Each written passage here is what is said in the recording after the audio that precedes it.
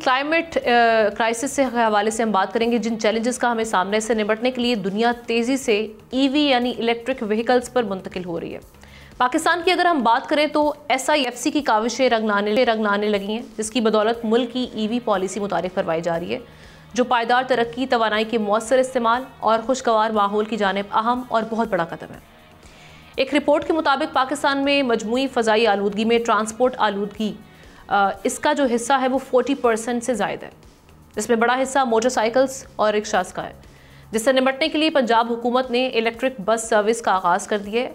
हुकूमत EV charging infrastructure के फ़रोग और मकामी पैदावार को बढ़ाने के लिए कोशिश है।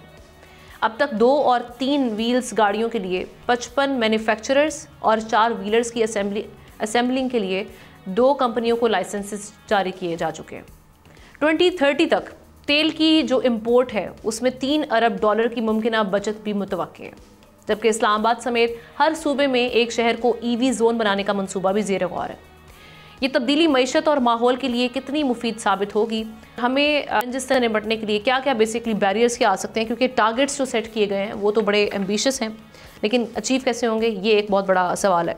इसी पर बात करते हैं। हमें ज्वाइन किया है climate expert doctor Mohammad Faisal Ali ने। इनके साथ साथ हमें मोहम्मद मशहूद खान साहब ऑटो सेक्टर एक्सपर्ट हैं। दोनों का मैं शुक्रिया अदा करूंगी। फैसल साहब, सबसे पहले आपकी जानिब आ रहे हैं। ये बड़ी अनफॉर्चुनेटली हम देख रहे हैं कि पाकिस्तान जो है वो आलमी कार्बन अखराज में इसका जो शेयर है वो 1% से भी कम है, लेकिन हम सबसे ज़्यादा मुतासरा ममालिक में से हैं। अब कहा यह जा रहा है कि 2030 तक $348 बिलियन हमें दरकार होंगे जो क्लाइमेट क्राइसिस से कम्बैट करने के लिए, निपटने के लिए।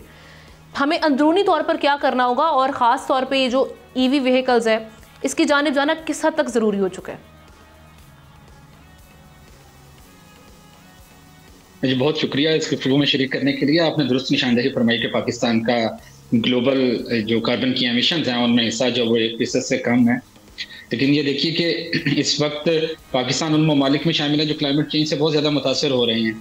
लेकिन EV की जानिब मुंतकिल होना क्लाइमेट चेंज के कॉन्टेक्स्ट के में तो ज़्यादा अहम नज़र नहीं आता, लेकिन क्योंकि पाकिस्तान मुसलसल जो है वो शदीद किस्म की फ़िज़ाई आलूदगी का शिकार है। हमें ये देखने को मिल रहा है मुसलसल, और खुसूसन विंटर में ये जो स्मोक बड़ी शदीद किस्म की सूरत हाल इख्तियार कर लेती है, और इसमें सिग्निफिकेंट जो कंट्रीब्यूशन है वो ट्रांसपोर्ट सेक्टर से हमारे सामने आता है। जो अभी तक की तहकीक हुई है वो भी हमारे सामने यही हक़ाइक़ पेश कर रही है कि लाहौर में तकरीबन 83% के करीब फ़िज़ाई आलूदगी में हिस्सा ट्रांसपोर्ट सेक्टर का है। पेशावर में 84% के करीब जो हिस्सा है वो ट्रांसपोर्ट सेक्टर का है। पंजाब भर में जो तहकीक हुई है उसमें ये सामने आ रहा है कि जो है ट्रांसपोर्ट सेक्टर है उसमें भी लीड कर रहा है 43% के साथ, जो अभी आपने इब्तिदा में भी नंबर्स जो हमारे सामने पेश किए हैं।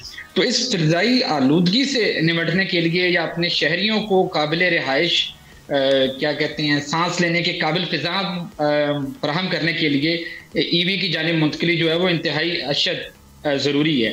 तो सबसे पहला आर्गूमेंट इस ज़मीन में पेश किया जाता है वो यही है कि जब हम EV पे मुंतकिल होंगे तो डेफिनेटली चूँकि ट्रांसपोर्ट सेक्टर सिग्निफिकेंटली जो फ्यूल कंज्यूम कर रहा है तो वो हम बाहर से मंगवाते हैं, तो इम्पोर्ट बर्डन जो है वो इससे कम होगा। अभी हमारे गुज़िश्ता 6 माह का जो इम्पोर्ट का बर्डन जो फ्यूल के कॉन्टेक्स्ट में है वो तकरीबन 8 बिलियन के करीब है। सेकंड आर्गूमेंट इस ज़मीन में ये पेश किया जाता है कि EV पे इसलिए शिफ्ट हो जाना चाहिए हमें कि पाकिस्तान के पास जो जनरेशन कैपेसिटी है इलेक्ट्रिसिटी की वो भी काफ़ी ज़ायद है, और खुसूसन विंटर में तो हमारे पास बहुत ज़्यादा मुयसर होती है जिसे यूटिलाइज किया जा सकता है इसके कॉन्टेक्स्ट में। तीसरा ये है कि डेफिनेटली क्योंकि फ्यूल से एमिशंस प्रोड्यूस होते हैं तो वो एमिशंस कम होंगे, तो एनवायरमेंटली जो है वो एक तो फ़िज़ाई आलूदगी कम होगी, जो बिल आखिर क्लाइमेट चेंज के हवाले से जो हमारी एमिशंस हैं उसमें भी जो है वो कमी का बायस बनेगी। लेकिन यहाँ मैं समझता हूँ कि बड़ी एहतियात की ज़रूरत है, क्योंकि हमें ये देखना होगा कि हमारी इलेक्ट्रिसिटी कैसे प्रोड्यूस हो रही है। इस वक्त जो पाकिस्तान में इलेक्ट्रिसिटी प्रोड्यूस हो रही है उसका मेजर सोर्स भी थर्मल सोर्सेज से आ रहा है, यानी वो भी फ्यूल से प्रोड्यूस हो रही है। 46% के करीब हमारी जो अभी इलेक्ट्रिसिटी प्रोड्यूस हो रही है वो थर्मल सोर्सेज से हो रही है। तो इसका मतलब है कि जब हम इलेक्ट्रिक की तरफ शिफ्ट हो रहे होंगे और इलेक्ट्रिसिटी की कंजम्पशन हमारी ज़्यादा होगी तो वो इलेक्ट्रिसिटी जो है वो भी फ्यूल से प्रोड्यूस हो रही होगी। तो इसका मतलब है कि जो एमिशंस हम फ्यूल के डायरेक्ट कंजम्पशन से कम कर रहे हैं वो इलेक्ट्रिसिटी की फॉर्म में हम दोबारा सिस्टम में ऐड कर रहे हैं। यहाँ पे मैं ये समझता हूँ कि होना ही चाहिए कि पाकिस्तान को इसके साथ पैरेलल क्लीन एनर्जी सोर्सेज की तरफ शिफ्ट होना चाहिए, यानी सोलर एनर्जी की कैपेसिटी को पाकिस्तान को बहुत ज्यादा वसी करना चाहिए। बिल्कुल एक क्लियर स्ट्रेटजी होनी चाहिए ना कि हमने करना क्या, हम टारगेट्स तो सेट कर रहे हैं लेकिन उसका हम रास्ता क्या बना रहे हैं वो नहीं, हमें वो क्लैरिटी नहीं है अभी। मशहूद साहब आपकी जानिब आ रही हूँ, ये अभी हम जो ट्रांजिशनिंग कर रहे हैं इलेक्ट्रिक व्हीकल्स की जानिब, अगर हमारे हम अपने अहदाफ देखें 2030 तक हमने 30% तक व्हीकल्स को शिफ्ट करने का सोचा हुआ है, ये टारगेट सेट किया है। 2040 तक हमने इलेक्ट्रिक गाड़ियों का 90% तक रखा हुआ है, और अभी जो चार्जिंग स्टेशंस हैं उनका जो बात करें 3000 तक हमने सोचा हुआ है कि 2030 तक करेंगे, लेकिन टोटल अभी 8 इलेक्ट्रिक व्हीकल जो चार्जिंग स्टेशंस हैं। ये एग्जीक्यूशन कितना मुश्किल है, इस वक्त चैलेंजेस क्या हैं, और आपके नॉलेज में क्या है कि हुकूमती सतह पर इस पर किस हद तक काम हो रहा है? नहीं पहले तो अस्सलाम वालेकुम, आपका शुक्रिया, आपने मुझे मदद किया अपने प्रोग्राम में और इस टॉपिक पे डिस्कशन करने के लिए। जहाँ तक गवर्नमेंट का ताल्लुक है, मेरे ख्याल से गवर्नमेंट तो बड़ा एग्रेसिव है कि वो इलेक्ट्रिकल व्हीकल्स को तो पाकिस्तान में जिस तरह से उन्होंने अपने ऑब्जेक्टिव बयान किए हैं 2030 में 30%, वो बड़ा एग्रेसिवली करना चाहती है, और इसीलिए शायद वो हर प्रोविंस अपनी ईवी बस ट्रांसपोर्ट को इंपोर्ट भी कर रहा है। मगर सवाल यहाँ पे दो उठते हैं। पहला सवाल ये है, गवर्नमेंट ने ये तो अनाउंस किया कि 30% व्हीकल्स जो हैं वो ईवी पे ट्रांसफर हो जाएंगे, तो सवाल ये कि किस वॉल्यूम पे? क्योंकि अगर हम पाकिस्तान की ऑटोमोबाइल इंडस्ट्री का जो वॉल्यूम देखते हैं, अगर गुस्ताखी ना हो तो हमने 2012 में ये डिक्लेयर किया था कि हम 5 लाख गाड़ियां बनाएंगे, और अनफॉर्चुनेटली आज 2025 चल रहा है और अभी तक हम 5 लाख के वॉल्यूम पे अचीव नहीं कर पाए। तो किस वॉल्यूम की बात की है गवर्नमेंट ने, ये थोड़ी सी क्लियरिटी की जरूरत है यहाँ पे। दूसरी चीज, आज के सिनेरियो में रहते हुए जो हमने 2.5 साल 3 साल देखा है पाकिस्तान की इकोनॉमी में, वो था आपका फॉरेन रिजर्व बड़ा रिड्यूस हो गया था, क्योंकि आपके पास एलसी खोलने के लिए भी पाकिस्तान में जो इंडस्ट्रीज है उनके लिए भी चैलेंजिंग था। अभी हमने 3 साल की मेहनत के बाद गवर्नमेंट ने अपनी एक डायरेक्शन सेट की है और रिजर्व हमारे कुछ भी बढ़ना शुरू हुए। उस पैमाने पे अगर क्या हम ईवीज को इंपोर्ट बेस पे ही रखेंगे, हम जैसे बसें हम सुन रहे हैं कि पंजाब में भी इंपोर्ट हुई हैं, दूसरे प्रोविंस वाले भी इंपोर्ट करने का प्लान कर रहे हैं, तो क्या हम इतने इकोनॉमिकली स्ट्रांग हैं कि ये अफोर्ड कर सके इंपोर्ट? क्योंकि ये जो व्हीकल्स होती हैं ये $1000-2000 की नहीं है, इसकी वर्थ है।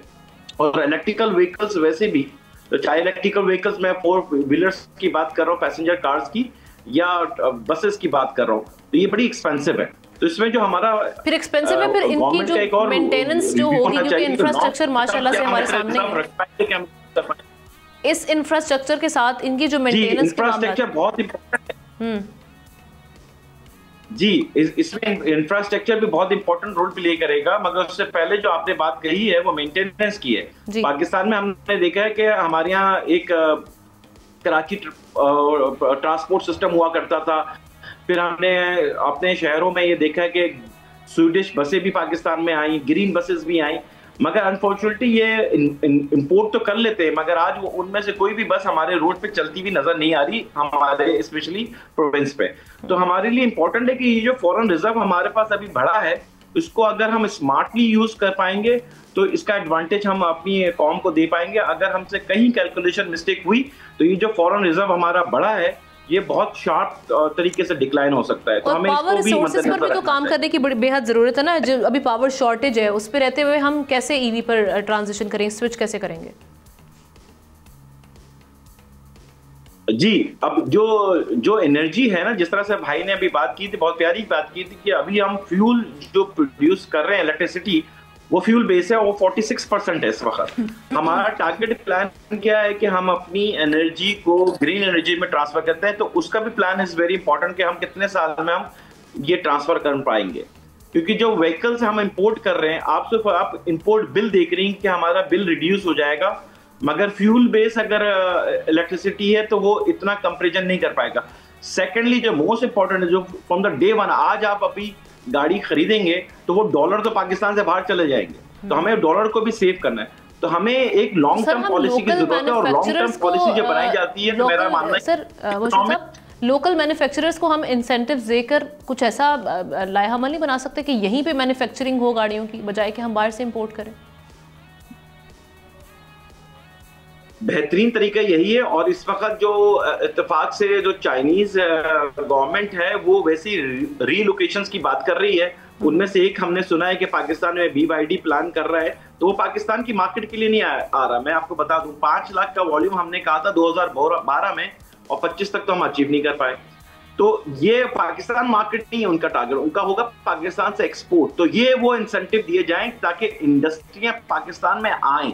हम इंपोर्ट इजी एक्सेस ना रखें इंपोर्ट पे, बल्कि हम ये प्लान करें उनको जो बसें हम पाकिस्तान में लाना चाहते हैं EV पे, चाहे वो किसी भी प्रोविंस में, तमाम प्रोविंस अगर मिल के बैठ के फेडरल गवर्नमेंट के थ्रू अगर इंपोर्ट करेंगी या प्लान करेंगे तो उससे उतनी में तो बस का प्लांट पाकिस्तान में लग जाए और वो बस प्लांट पाकिस्तान में भी काम आए और पाकिस्तान से एक्सपोर्ट भी कर सके। क्योंकि चाइना में लेफ्ट हैंड ड्राइव बनती है और पाकिस्तान राइट हैंड है, तो दुनिया में 60+ कंट्रीज ऐसी हैं जो राइट हैंड कंट्रीज हैं जहां हम एक्सपोर्ट कर सकते हैं। तो हमारी पॉलिसीज में क्लियरिटी चाहिए, ना कि हम इंपोर्ट बेस पे। फैसल साहब का भी मैं एक इस पे कमेंट ले लेती हूँ। फैसल साहब, इसके साथ साथ ये भी ऐड ऑन कीजिएगा, जो स्टेट बैंक हम देख रहे हैं कि फाइनेंस कर रहा था ग्रीन एनर्जी प्रोजेक्ट के हवाले से, उस पर काम तो कर रहे हैं, बड़े अरसे से सुन रहे हैं, लेकिन शहरी रहमान साहिबा बिल्कुल ठीक, उनका कंसर्न है कि प्रोग्रेस बड़ी स्लो है। अगर इस प्रोग्रेस से चलते रहेंगे तो किस तरह से मामला बेहतर होंगे? जी, मैं गुज़िश्ता बात को आगे बढ़ाता हूँ। जैसे उन्होंने निशानदेही की, आपका भी कंसर्न था। देखें, इंपोर्ट बर्डन हमारे ऊपर बहुत ज़्यादा फ्यूल का, और हम इसी को डाइवर्ट करने के लिए EV की तरफ शिफ्ट होना चाह रहे हैं और इसी के मुख्तलिफ तरीक़ाकार फ्रेमवर्क्स और सारी चीज़ों की तरफ गौर कर रहे हैं। लेकिन इस ज़मन में हमें इस चीज़ को नंबर 1 तरजीह पे रखना चाहिए कि ये मेड इन पाकिस्तान EVs की तरफ जो है वो हमें तवज्जो देनी होगी। अगर मेड इन EVs की तरफ जो है हमने तवज्जो ना दी तो ये डेफिनेटली हमारे ऊपर मजीद इंपोर्ट बर्डन इंक्रीज कर देगा। जब वो फ्यूल का इंपोर्ट बर्डन है वो दूसरी तरफ से EVs की इंपोर्ट की तरफ डाइवर्ट हो जाएगा। तो जो भी फाइनेंसिंग के मैकेनिज्म्स हैं अभी इनको बड़ा क्लियर करना चाहिए। एक चीज़ जो है वो मार्केट ड्राइव करती है चीज़ों को, तो लोगों के पास उसकी अवेयरनेस भी उतनी होनी चाहिए कि गवर्नमेंट किस तरह के जो इंसेंटिव्स और पॉलिसीज जो है वो आम आदमी के लिए इंट्रोड्यूस करवा रही है। क्योंकि देखिए, सिग्निफिकेंटली जो कंट्रीब्यूशन आ रहा था वो 2-3 व्हीलर्स से आ रहा था, जो तहकीक भी हमारे सामने पेश कर रही है। और हुकूमत के लिए आसानी से EVs की तरफ शिफ्ट होना और लोगों के लिए कशिश पैदा करना 2-3 व्हीलर में आसान है। तो गवर्नमेंट को ये चाहिए कि 2-3 व्हीलर्स में जो भी प्लान्स बनाए उसको एग्रेसिवली जो है वो एडवर्टाइज भी किया जाए, लोगों के सामने पेश, इसीलिए वो अडॉप्ट हो सकेंगे। लेकिन इसके साथ साथ आपको चार्जिंग इंफ्रास्ट्रक्चर को एक्सपैंड करना होगा, वो अभी बहुत लिमिटेड है। लेकिन ये कि 2-3 व्हीलर के केस में उसको बड़ी आसानी से इंटीग्रेट किया जा सकता है सिस्टम में। सब्सक्राइब करें और बेल दबाएं ताकि कोई खबर रह न जाए।